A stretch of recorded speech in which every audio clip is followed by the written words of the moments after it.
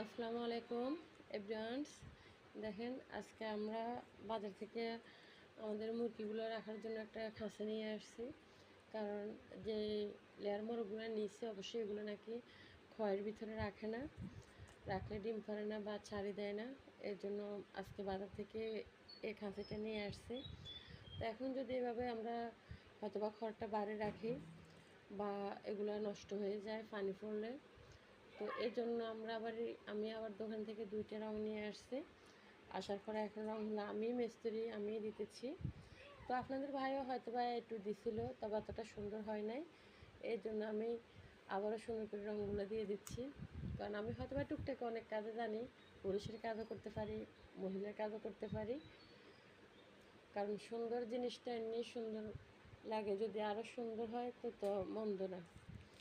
এই জন্য দেখেন আমাদের খাসিটা অবশ্যই কেমন হয়েছে। তো আমি যখন মুরগাগুলো রাখবো তখন অবশ্যই আবার আপনাদেরকে ভিডিওটা আপনাদের সাথে শেয়ার করবো।